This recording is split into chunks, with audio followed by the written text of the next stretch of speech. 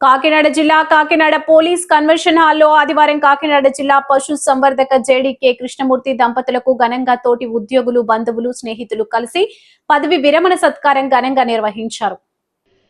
ఈ సందర్భంగా జేడీ పనిచేస్తూ పదవి విరమణ పొందిన కృష్ణమూర్తి మాట్లాడుతూ, ఉమ్మడి తూర్పు గోదావరి జిల్లాలో అనేక చోట్ల పనిచేశానని, ఉద్యోగం చేసిన ప్రతిరోజు మూగజీవాలకు వైద్యం చేయడం ద్వారా తన జన్మ సార్థకమైందని అన్నారు. తాను వెటర్నరీ అసిస్టెంటుగా ఉద్యోగ జీవితం ప్రారంభించి అంచెలంచెలుగా ఎదిగి తోటి ఉద్యోగులు, అధికారులు, బంధువులు ఎంతో ప్రోత్సాహం అందించారని మరొకసారి తెలిపారు. పలువురు ఉద్యోగులు ఈయన చేసిన సేవలు కొనియాడుతూ ఆయన శేష జీవితం కుటుంబ సభ్యులతో కలిసి హాయిగా గడపాలని ఆకాంక్షించారు. ఈ కార్యక్రమంలో కాకినాడ జిల్లా incharge joint director V Sridhar, deputy director doctor Ambedkar, assistant surgeon association అధ్యక్షులు Y Yashwant Naidu, Y Yogeswararao, AHA association, DD staff మరియు కుటుంబ సభ్యులు, బంధువులు, స్నేహితులు, కాకినాడ జిల్లా మరియు ఇతర జిల్లా నుండి వచ్చిన పశుసంవర్ధక శాఖ ఉద్యోగులు, వెటర్నరీ సిబ్బంది పాల్గొన్నారు. అందులోకి మా ఫాదర్కి ఒక సంతకం తప్పిస్తే ఒక రాయడం కానీ చదవడం కానీ రాదు. ఆ పేరు ఒకటే అలా అక్షరాలతో సంతకం పెట్టి కూడా మమ్మల్ని చదివిస్తానే.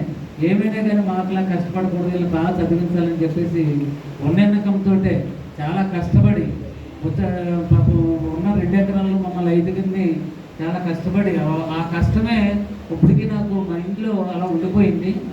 ఇప్పటికీ నేను డాక్టర్గా బిఎస్కి ఎలా ఉన్నాను, జాయింట్ డైరెక్టర్గా కూడా అలాగే ఉన్నాను. నేను నిరాడంబరత ఉన్నటువంటి మళ్ళీ అంటే ఆ భయము, ఆ విధమైన ఆ జీవన శైలిలో పెద్ద మార్పు రాలేదు. ఎందుకంటే డబ్బులు ఉన్నా కానీ ఎందుకు దీనివల్ల ఏంటి అన్నట్టు నా మైండ్లో అలా ఫిక్స్ అయిపోయింది. నా చిన్నప్పటి నుంచి వచ్చిన ఈవెన్ మా తమ్ముళ్ళలో కూడా వాడుకున్నా కానీ ఆ భయంతో అలాగే మేము పెరిగాం.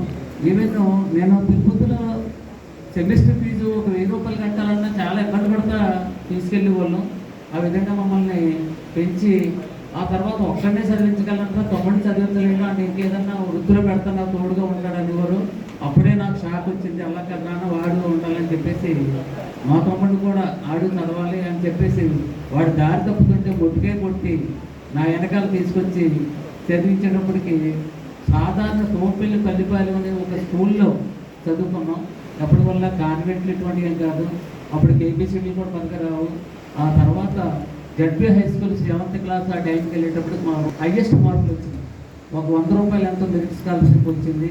తర్వాత మన ప్రవర్తన అన్నీ చూసి మా హెడ్ మాస్టర్ గారు జెంటిల్మ్యాన్ ఆఫ్ ది స్కూల్ అని చెప్పేసి నా కొబ్బరిగడ్డ సుబ్బారావు గారు అని చెప్పేసి మా హెడ్ మాస్టర్ ఆయన చాలా మంచి ఆయన వచ్చినప్పుడు ఎవరు చెప్పకపోతే కృష్ణమూర్తి నువ్వు ఎంతమందికి వాళ్ళందరూ ఎంతమంది అని చెప్పేసి నా పేరుతోటి నా మొహంతో చూసి పాఠం చెప్పి వెళ్ళిపోయినా అప్పటి నుంచి నా బాగుంది. అలాగే వీడు చేస్తాడని చెప్పేసి ఇంటికి తీసుకురారా అని చెప్పేసి ఇచ్చేవాడు.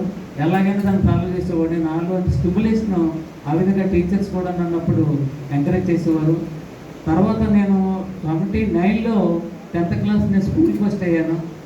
అలాగే 80 తర్వాత మా తమ్ముడికి నాకు 1.5 years నెక్స్ట్ ఇయర్ నాకు పడితే భగవంతుడు మనల్ని అలా తిరుపతిలో జాయిన్ చేస్తాం. తిరుపతిలోకి వెళ్ళిన తర్వాత వాతావరణంలో మంచి అట్మాస్ఫియర్, మా బ్యాచ్ 81 బ్యాచ్ మంచి బ్యాచ్, చాలామంది బార్లో సెట్ అయ్యారు. అందులోకి అప్పటి వరకు ఈవెన్ మా దాంట్లో జవహర్ రెడ్డి గారు ఐఏఎస్, అలాగే చాలా 10-15 మంది ఎంటర్ప్రెన్యూర్స్గా డెవలప్ అయ్యారు.